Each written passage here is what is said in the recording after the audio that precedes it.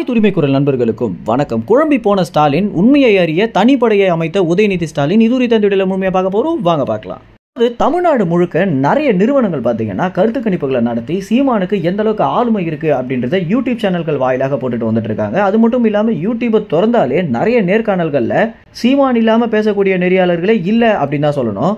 இப்படி இருக்கும்போது உண்மையிலேயே சீமானுக்கு எந்த அளவுக்கு தான் ஆளுமை இருக்கு அப்படின்றத வெளிப்படையாக தெரிஞ்சுக்கணும் அப்படின்னு ஸ்டாலின் அவர்கள் பார்த்தீங்கன்னா ரொம்பவே குழம்பி போயிருக்காரு அப்படின்னும், அதற்கு பிறகு ஸ்டாலினுடைய கவலையை போக்குறதுக்காக அவருடைய மகனான உதயநிதி ஸ்டாலின் பார்த்தீங்கன்னா ஒரு தனி டீமை இறக்கி தமிழ்நாடு முழுக்க ஒரு கருத்து கணிப்பு நடத்தணும். அது மட்டும் இல்லாம இந்த கருத்து கணிப்புல வரக்கூடிய தகவல் யாருக்குமே போயிடக்கூடாது அப்படின்னும், உண்மையிலேயே சீமானுக்கு எந்த அளவுக்கு தான் செல்வாக்கு இருக்கு அப்படின்றத கருத்து கணிப்பாக எடுத்துட்டு வாங்க, அதையும் திமுக எந்த ஒரு அமைச்சருக்குமே தெரியாம உதயநிதி ஸ்டாலின் மட்டும் தான் அவங்க ரிப்போர்ட் பண்ணணும் அப்படின்ற ஒரு விஷயத்தை உதயநிதி ஸ்டாலின் அவர்கள் பார்த்தீங்கன்னா இந்த தனிப்படையாக அமைச்சிருக்காரு.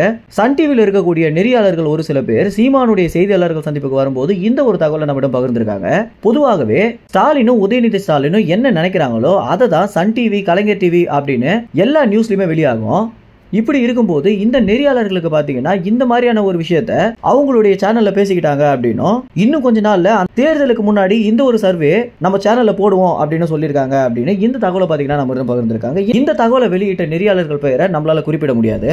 என்னதான் மேலிடத்துல நிறைய பிரச்சனை இருந்தாலுமே கீழே இருக்கக்கூடியவங்க எல்லோருமே ஒற்றுமையாக தான் இருப்பாங்க அப்படின்ற பழமொழிக்கு ஏற்ப சன் டிவிக்கும் சீமானுக்கும் என்ன ஒரு மோதல் இருந்தாலுமே சன் டிவியில் வேலை செய்யக்கூடிய நெறியாளர்கள் சீமானுடைய செய்தியாளர்கள் சந்திப்புக்கு வரும்போது ஒவ்வொருவருமே சீமான அண்ணன் அவ்வளோ பாசமாக கூப்பிடுறதும், அதற்கு பிறகு மற்ற தமிழ் தேசிய ஊடகங்களிடம் ரொம்ப நட்பு ரீதியாக பழகிறதும் அப்படின்னு எல்லோருமே ஒற்றுமையாக இருக்காங்க அப்படின்னு தான் சொல்லணும். ஒரு தனிப்படை பார்த்தீங்கன்னா இப்போது தமிழ்நாடு முழுக்க சுற்றுப்பயணத்தை ஆரம்பிச்சிருக்காங்க அப்படின்னும், எல்லா இடங்களையும் கருத்து கணிப்பு சேகரிக்க போறாங்க அப்படின்னு தகவல் வந்திருக்கு. இன்னும் சொல்ல போனால் சென்னையில் முக்கியமான பகுதிகளில் அவங்க கருத்து கணிப்பு எடுக்கவே ஆரம்பிச்சிட்டாங்க அப்படின்னும், ஆனால் திமுக சார்பாக அவங்க கேள்வி கேட்காத வரையும் அவங்க எல்லோருமே கல்லூரி மாணவர்கள் அப்படின்ற மாதிரி தான் பார்த்தீங்கன்னா கருத்து கணிப்பை நடத்திட்டு வந்துட்டு இருக்காங்க.